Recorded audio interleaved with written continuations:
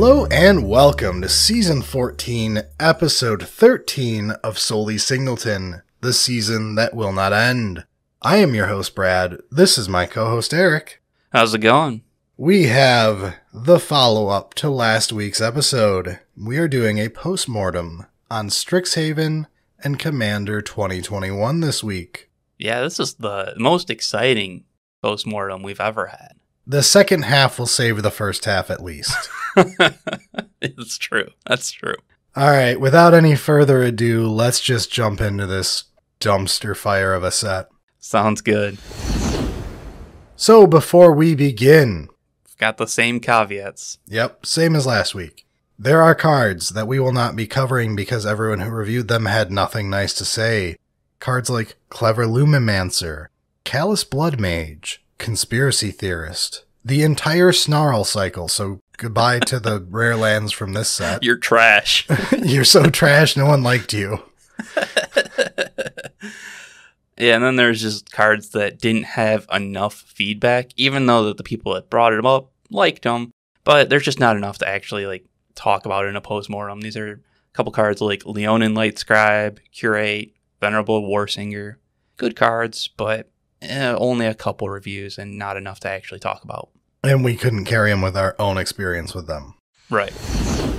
All right, so let's start off with, by far, the best card in Strixhaven, at least review-wise. Elite Spellbinder is 2 and a white for a 3/1 creature, human, Palavita Domina Rosa. I mean, you're not wrong. It has flying, and when Elite Spellbinder enters the battlefield, look at target opponent's hand. You may exile a non-land card from it. For as long as that card remains exiled, its owner may play it. A spell cast this way costs 2 more to cast. That's right, it has a really long wordy version of Ransom. Yeah, and everybody liked it. I knew this card was pretty good. I underestimated how much everybody likes this card. Goddamn, does this have amazing reviews. It seems like it's a lot of things just coming together in the right package. Like, it's 3 mana with only 1 white pip. It's a 3-power flyer. It's a human. It's taxing your opponent, which is a common thing that white wants to do. And all coming together in that, nice package. Yeah, and we had experience with this previously because we had the frog from Mystery Booster. Frog Kidnapper? Something like that. That sounds right, yeah. I'm not looking it up. It's displaying on the YouTube video right now, and if you're listening, imagine it. It's hand-drawn. It is. Yeah, it is similar to that. This is like the black border version that works better. It's the black border version. I liked the original amazingly too. So I am happy that this card is being received so well. I do love the invitational cards. Yeah. There's not much to say other than everyone likes this. It's a great tempo card. It does a lot for the mana cost. It has a threatening evasive body. It throws your opponent's tempo off. It's just a damn good card. And it's in white, which means it's got even less to deal with for competition because white is boring. I mean, white 3s are pretty solid.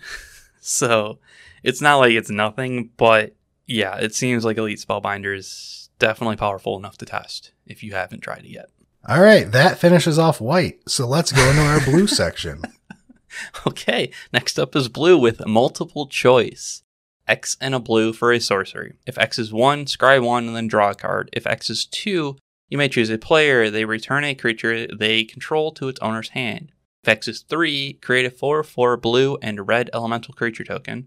If X is 4 or more, do all of the above. There wasn't that much on this. I think there was somebody that talked about it in the Arena Cube. Yeah, so it got brought up for the Arena Cube a couple times.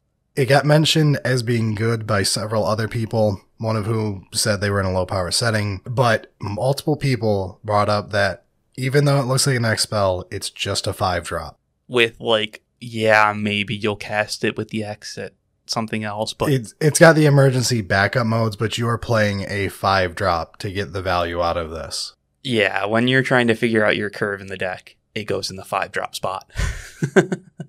which is tough. But it seems like it does a good amount for that 5-drop in particularly those lower power settings. Yeah. Or one where you've got a budget because the card is essentially free. Yeah, that's always... yeah, that helps. It's a winner for me, at least. So, moving on from blue, it was a long section, but we have the longest section coming up next. It's 300% longer than everything else. We've got Baleful Mastery leading up black, which is 3 and a black for an instant. You may pay 1 and a black rather than pay the spell's mana cost. If the 1 and a black cost was paid, an opponent draws a card. Exile target creature or planeswalker. So, yeah, another one of those 4-drop removals in black. We've got a couple of them. Vraska's Contempt started it off as like it's not unreasonable to play a 4-drop removal spell. And we've got Eat to Extinction. This is the next one, the next iteration basically. And it seems like Baleful Mastery has done a good job for that spot. Yeah, this one, because of the 2-drop mode, is almost not comparable to the others. It's more like the card has a kicker. Yeah. Although everything is kicker, we know. But yeah, everything is kicker. It is like this card it's the 2-drop removal with a downside, or you can pay 4 to remove the downside. Yes. When you've got that level of flexibility, it's hard to miss. And the card it got generally good reviews all around. It didn't have people screaming from the stands about it like Elite Spellbinder did, but it still got damn positive reviews the whole way through. Yeah, I mean, it is one of those that, like, we have a lot of options for removal spells in black. It's also just not as sexy of a thing. It's a removal spell. Exactly. So that's fine, but it seems like it's doing its job pretty well. And a lot of people brought up, like, yeah, you're only really casting the 2 mode when it's needed, but it feels necessary when it's needed because it exiles. And that's a pretty big deal, like when you're trying to get rid of an Oko or something like that. So, yeah, overall, solid option. All right, Eric, let's read off the real quick mention here. Real quick. It's got a billion words on it. This is Professor Onyx, which is 4 black for a Planeswalker with 5 starting loyalty, and Legendary Planeswalker Liliana, because that makes sense. She has Magecraft, which is whenever you cast or copy an instant or sorcery spell, each opponent loses 2 life and you gain 2 life. She's got a +1. You lose 1 life, look at the top 3 cards of your library, put 1 of them into your hand and the rest into your graveyard. A -3, each opponent sacrifices a creature with the greatest power among creatures that player controls. And she's got a -8. Each opponent may discard a card. If they don't, they lose 3 to life. Repeat this process 6 more times. Man, am I disappointed about just reading that card because... it barely got brought up. It barely got brought up, and what somebody was like, yeah, it's kind of like Obnixilis. Which is Eric's favorite card. God, I fucking hate that card. But there was also some talk about Storm. Yes. Slower cube that's supporting Storm with 1000-Year Storm, which, I mean, that's a card that at least one of our playgroup members enjoyed a hell of a lot, so... yeah, I can't say this card got many reviews, but it did get just generally positive reviews of it. And it brings up the whole Storm aspect. And look, there's not much to work with in this set. We got to make the episode long enough to be worth releasing. The thing that irritates me with this, okay, there's a lot of things that irritate me, but the biggest thing that irritates me with this is it's not like Obnixilis price. No. Because if it was like, or $1, like Obnixilis is like 20 cents, fucking nothing. But if she was like $1, $2, I'd be like, okay, we've got an interesting other option in our black Planeswalker section. But she's like $10. Yep. What the fuck? That's not... Let's move on to something a little bit more interesting, Brad. To improve your mood, let's talk about Sedgemoor Witch. I'm not going to do it any better than that, so just give up. More. Sedgemoor Witch is 2 and a black for a 3/2 creature human mull. It has Menace, it has Ward, pay 3 life, and it has Magecraft, Whenever you cast or copy an instant or sorcery spell, create a 1/1 black and green pest creature token with, when this creature dies, you gain 1 life. This card is basically the highlight of black. Yeah, people liked it pretty well. Yeah, Baleful Mastery was like it's a tool and it's pretty good. This had glowing reviews from people, like comparing it to Young Peasy and Monastery Mentor, etc., but for black.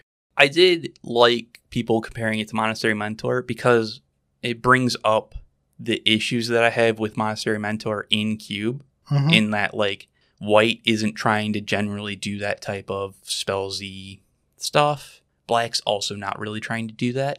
But black is often a great splash color in the Is It spells deck as Grixis spells.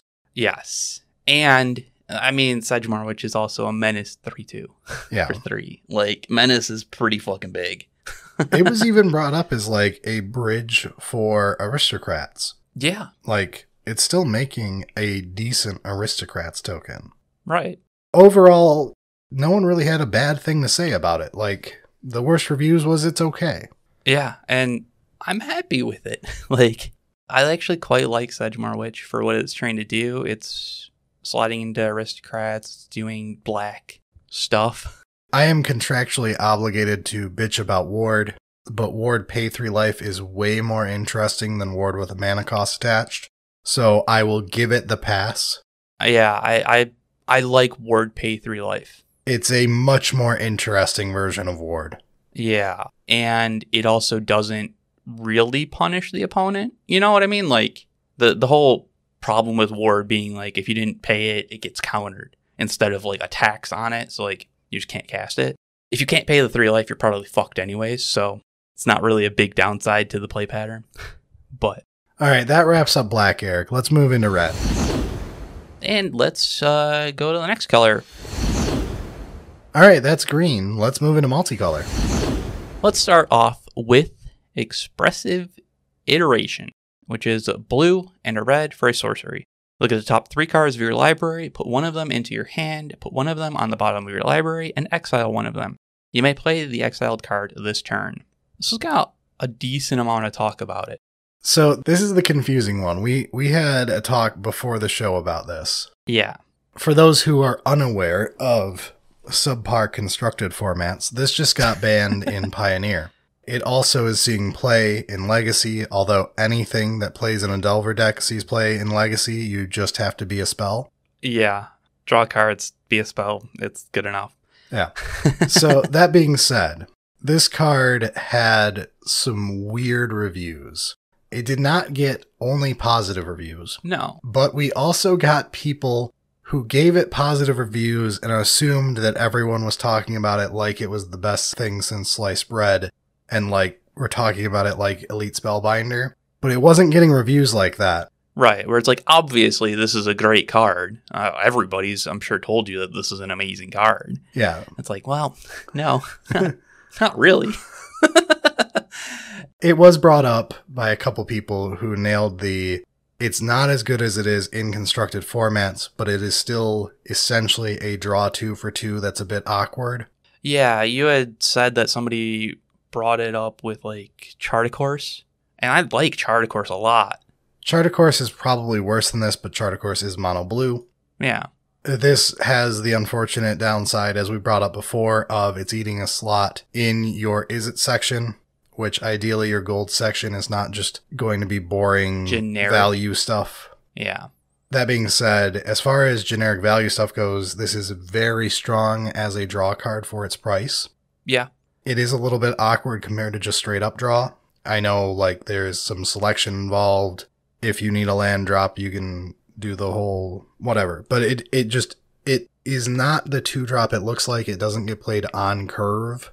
Right. That's one of the problems of these color, multicolor cards that are draw card kind of things, because generally you're playing the draw to smooth out your opener. That wasn't even what I was getting at, actually. But you make a point. That almost plays to its advantage, which is the card isn't good on curve. It's only a draw 1 when you play it turn 2. Right. So you have to play it delayed, but you do make a point where you occasionally end up color screwed and have to play it delayed anyway, and it only really wants to be played off curve. Which, I mean, altogether, like, it's not a bad card by any means. I believe it is a very strong card. I just think a lot of people didn't value it highly because it's boring and because it had a lot of attention drawn away from it because of our next card. Yes. Prismari Command is the elephant in the room when talking about expressive iteration. Prismari Command is 1 blue-red for an instant with choose 2. Prismari Command deals 2 damage to any target. Target player draws 2 cards, then discards 2 cards. Target player creates a treasure token and destroy target artifact. This is essentially Is It Colligan's command, and several people brought up Colligan's command specifically. Yeah, which, I mean, Colligan's command is good. Like, it is solid. Now, Prismari Command is a rare, whereas Expressive Iteration is uncommon, which is nice. But Prismari Command is also splashier, and a lot of people mentioned throwing it in on a whim and then having it overperform. It's probably the best charm in the guild, which is impressive considering I do actually like Is It Charm. Yeah, but I mean, shock looting with the option of shock shatter is kind of nice. You can't underestimate the treasure token, and I know other people mentioned this as well. Like, it's honestly pretty good to have the treasure token option on this card. Yeah, absolutely. I do think that these 2 cards, back-to-back, have the problem of, since they came out in the same set together, neither of them got the attention they deserved. Expressive Iteration flew under the radar for a lot of people. It didn't get the most glowing reviews, but it did get some. Prismari Command didn't get that many reviews either. They were generally very positive, at least, but I think both of them suffer from, they are value cards. They are very good value cards, but they came out right next to each other in the exact same set. It was an unpopular set. I just think you should be looking into them if you've ignored them. But with a caveat of they're still just value cards and they're in a guild slot. Yeah, know what you want to be doing with your guild. Yeah, if that's something that you're okay with in your guild slot, then yeah, take a look at them. But if you're trying to customize your guild slots to more specific type of archetype cards or whatever, then like these aren't really going to do it. They're good cards, but you'll have cards that are in blue or in red that kind of do the same job, just a little bit worse. Might I suggest the advanced blasphemy that is being willing to off-balance your guilds to include good cards? No, never. It's a scary thought, I know. My OCD won't allow it. You could say it's ripping you apart? It is ripping me apart. Speaking of, the next card is Rip Apart. It would be so much better if it wasn't, honestly. That would have been a great joke. Yeah. Just be like, and yeah, speaking of, we're into C21. But Rip Apart is red and a white for a sorcery. Choose one. Rip Apart deals 3 damage to target creature or planeswalker, or destroy target artifact or enchantment. Hey, look, it's what we just talked about. That's boring. However, this is Boros. Boringos, as it were. I mean, we can't say that anymore, dude. We got fucking strong shit with Showdown of Scalds. You had to look that up. I heard you click over to the other tab, you bastard. I did. I was like, it's Showdown something. I know it's Showdown, but I have no idea what the rest of it is. It's a saga that has Showdown in it. But yeah, so Rip Apart got brought up by a few people mentioning, yes, it's unexciting. Yes, it's quite boring. I am literally reading these things verbatim in reviews. Yeah. But it is a solid, flexible tool card, and Boros doesn't have too much going on, so you have room for this most likely. Yeah, one of them's like, prefer it to Helix and everything besides aggro, and it's like, okay, yeah, sure. We did have people mentioning things like preferring it over Helix and all that, so it's worth looking into. I'm not saying this one is a super glowing review like the last two, where I am a fan of them and think they deserve being looked at, but like, what's in your Boros section? Yeah. What are you really losing to test something out? You can remove Helix for 10 minutes to try this, because you can remove Helix and never put it back in. You won't miss it. But, yeah, that's it. That was Strixhaven. Every That was card worth Strixhaven. bringing up. Yeah. If you disagree with that fact, you should have sent a fucking email. Yeah, I mean, we even brought up a couple cards that really shouldn't have, like Professor Onyx, but yeah, beside the point. So let's bring up the more exciting of these two sets, which is sad to say since one of them has like a fifth of the card count. Yeah, we're into Commander 2021. Yeah. So here we're going to skip straight into black because we kind of have to jump all over the place a little bit. But real quick, let's cover Incarnation Technique, which is 4 and a black for a sorcery. It has Demonstrate and mill 5 cards. Return a creature card from your graveyard to the battlefield. Demonstrate is you can choose an opponent, you can copy the spell, but they also get a copy. Yeah, none of the Commander 2021 cards were brought up that much. That's a lie. One of them was brought up a lot. Yeah, but the rest of them, not so much. So, not a huge amount of data on this. And this one's more mixed reviews, I will admit, but I do have play with it myself. And this one has the flaw, which is reanimator cards are worse the more mana they cost. Right, because you're not actually getting, like, the discount. Yeah, you don't get a mana discount for all the setup you had to do. Right. That said, this one is doing more of the setup itself by doing the mill 5 before reanimating. You can also do the Demonstrate if you think you have your opponent and they're on like blue-white control and there's not much they could bring back other than like a Snapcaster. Yeah.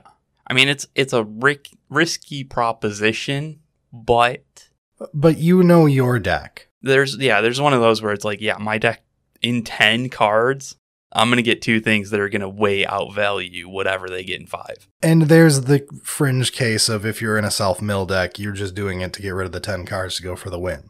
Yeah, that actually does matter. Oh, the Thassa's Oracle kind of thing. Okay. That said, I don't think this is an all-star. I don't think it's particularly the greatest thing. It's still a 5-drop. It's very mediocre, but it's also very cheap, and I would recommend trying it out if you're in for a stranger play in your black section. You want to add something a little bit weird and see how it goes. That's where I think this is worth picking up. Costs you next to nothing to test. Just try it out. Guess we can move on to red. We've got Cursed Mirror, which is 2 and a red for an artifact that taps to add red. As Cursed Mirror enters the battlefield, you may have it become a copy of any creature on the battlefield until end of turn, except it has haste. Not the most glowing reviews on this. But there were some positive ones, and I love the design of this card because it's so fucking weird. Yeah, and the positive ones were like, hey, Wildfire is a deck. And someone bringing up, like, it is a Heat Shimmer first and a Mana Rock second. Don't play it for a Mana Rock. That's your excuse to try out a Heat Shimmer. Right. And yeah, there were multiple people pointing out, like, I play it because of Wildfire. It pulls enough weight. Their cubes weren't the highest power from just scanning through them. Which I think makes sense. Like, Wildfire isn't particularly strong. How dare you? We play it just because it's fun. But in cubes that Wildfire is, like, solid, I could see Cursed Mirror being good enough. Yeah. So I like the card's design. I think it's very cool. I don't think it's the strongest power level wise. It got some mixed reviews. It was mentioned by enough people that I thought it was worth bringing up. Right. It is neat. I like the card, but probably not for most cubes. Speaking of something that's for every cube. The card that caused people to send in emails. That's about right, yeah. We have Lelia. I don't know how to pronounce his name. The Blade Reforged, which is 2 and a red for a 2/2 legendary creature, Spirit Warrior. She has haste, and whenever Lelia, the Blade Reforged, attacks, exile the top card of your library. You may play that card this turn. Whenever you exile one or more cards from the top of your library and or your graveyard, put a +1/+1 counter on Lelia. I'll never not think of the Clapton song. But, yeah, I mean, this is well reviewed. It was as ubiquitously loved as Elite Spellbinder was in Strixhaven. And it had almost as many reviews, which is impressive. Right, especially for a 3-drop in red, that's an impressive fucking feat. Like, we've got all of the Rabble Master variants, and those are good. Yeah. There were people whose entire C21 review began and ended with Lelia. Yeah, I mean, it's everybody likes it. It just plays well. It does its job. Yeah, it wasn't much of a shock to me. Like, this is one that we knew was good already. They added it when they added it to, like, the MTGO cube, I think it got added to. People went nuts over it. It just generally is a very strong card. It manages to not be a Rabble Master, which is something interesting to do in your red 3s. Yeah, and I loved the synergy that works with Bomat Courier, which I like that card anyways, but, like, the fact that, like, there is some other exile type things going on. True. So, yeah, I mean, it's good. It's a rare, so, like, if you can play those and you're interested in something that's not a Rabble Master, give it a shot. Yeah, power-wise, it is there. Like, oh yeah, if you're playing 2 Rabble Masters, this and a Rabble Master is probably a play. Like, yeah, this makes it into the smallest of sections, in my opinion. Yep. Power level-wise, you don't really have an excuse. It's if you want it. Okay, so up next we have a red card and a white card, because they're very intertwined. Yeah, these are Ruin Grinder and Angel of the Ruins. So, Ruin Grinder is 5 and a red for a artifact creature construct, 7/4 menace. When Ruin Grinder dies, each player may discard their hand and draw 7 cards. And it's got Mountain Cycling 2. And Angel of Ruins is 5 white for a 5/7 artifact creature angel with flying. When Angel of Ruin enters the battlefield, exile up to 2 target artifacts and or enchantment, and has Plane Cycling 2. So, similar in that they have cycling and they're big artifacts. Yes. So, of the two, I prefer Ruin Grinder on a personal level, having tested them. It's castable. Correct. It's castable. It's 7 power menace, which is a better clock when you reanimate it. Yeah. I think Angel of Ruins is kind of the worst of the two, in my opinion, but it's more utility. In my opinion, I would go with Ruin Grinder if you're only going to pick one. In both cases, they're not the strongest cards. No, we're looking lower power cubes, budget cubes. Yeah.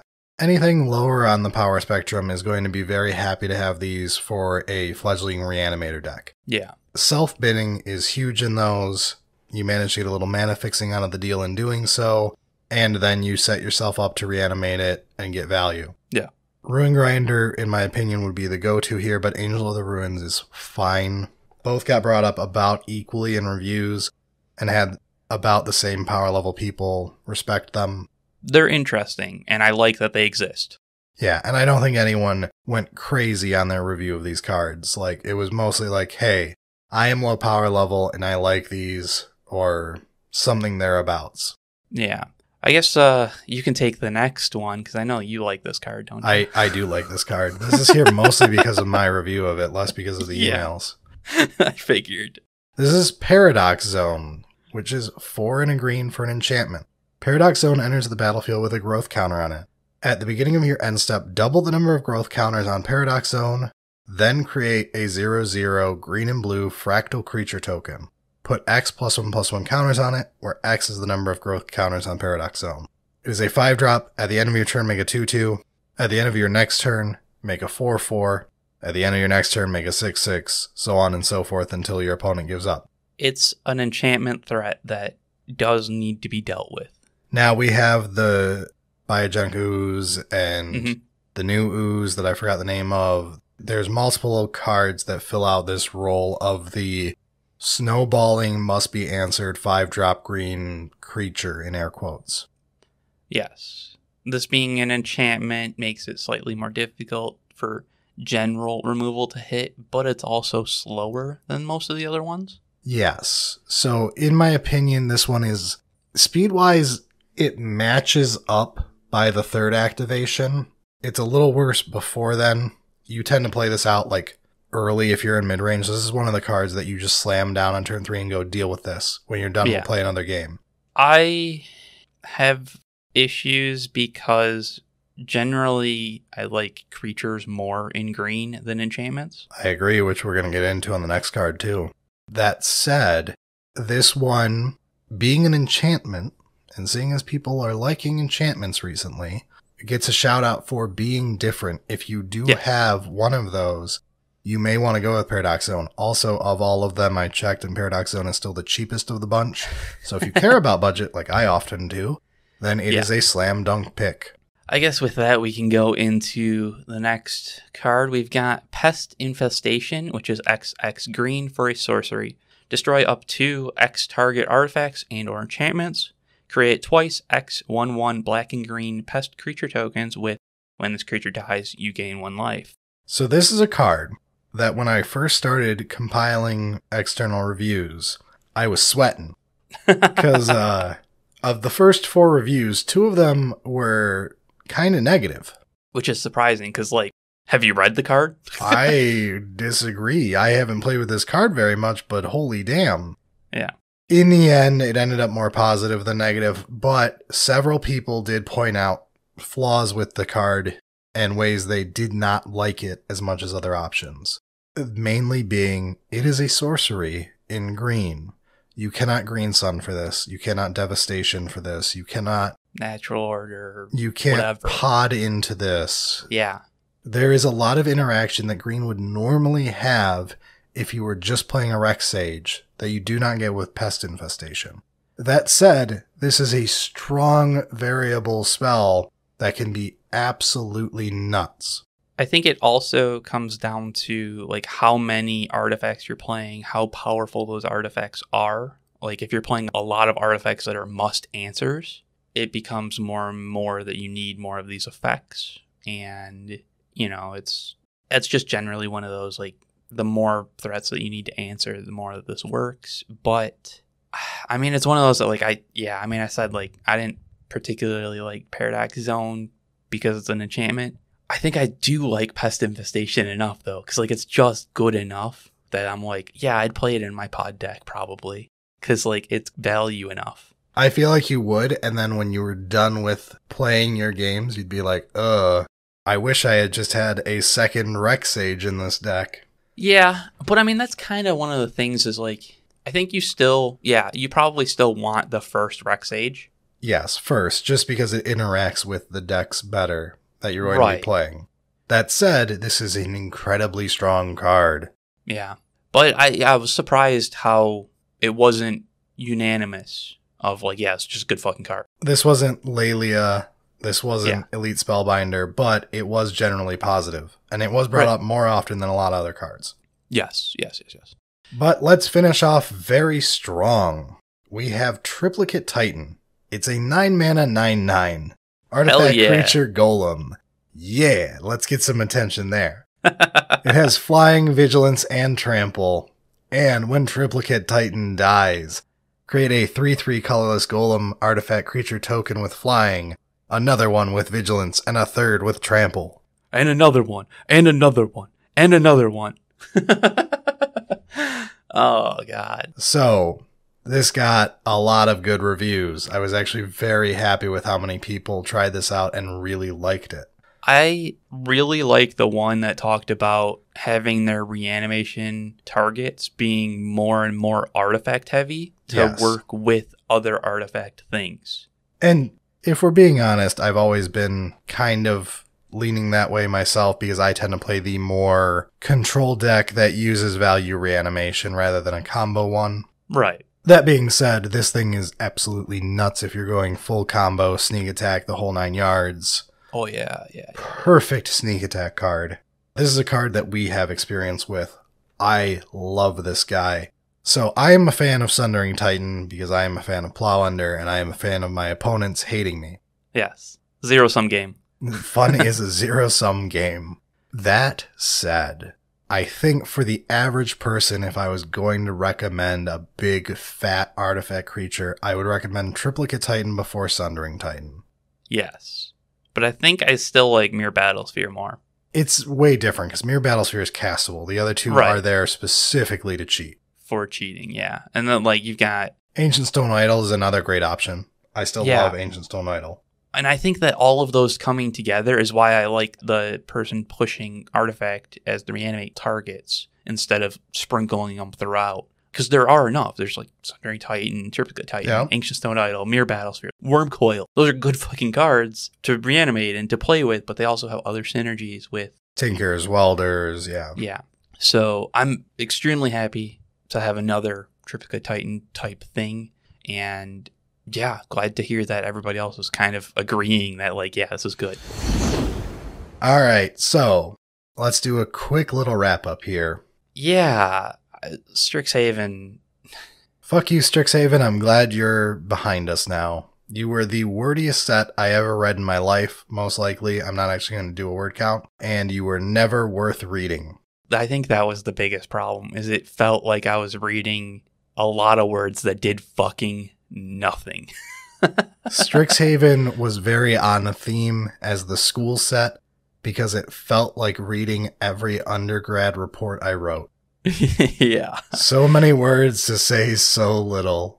There were a couple good cards out of it. I'm happy about Sedgemoor Witch, and Elite Spellbinder's cool, Explosive Iteration, Prismatic Man, but like overall pretty disappointing set. Yeah. C21 on the other hand, I gotta give props to, because there's not that many new cards in the set. Right, yeah, that's kind of the big thing, is like, it wasn't many options, but of them, there's, I mean, even out of all of it, if it was just like, if we just got Lelia. If it was Lelia and Pest Infestation, it would still be memorable. Yeah, but we also got Triplicate Titan, and we got some interesting cards with like Ruin Grinder. I'm going to argue Ruin Grinder and Paradox Zone 2 are very important. They're interesting, yeah. And then we got the toys, the cards that I actually think are kind of fun. Like Incarnation Technique is the kind of card that like Deck from Cube Cobra would have built a cube around. Yes. And Cursed Mirror gets a special spot with me as the Dirtle artifact that is weird, and I love it. Yeah, I actually really like Commander 2021, and it kind of saved the whole review that we've done today, because Strixhaven wasn't worth it. So in 2 episodes, we covered 2 great sets and also Strixhaven. Yep. Let's move to the outro and hit the news for the week. Sounds good.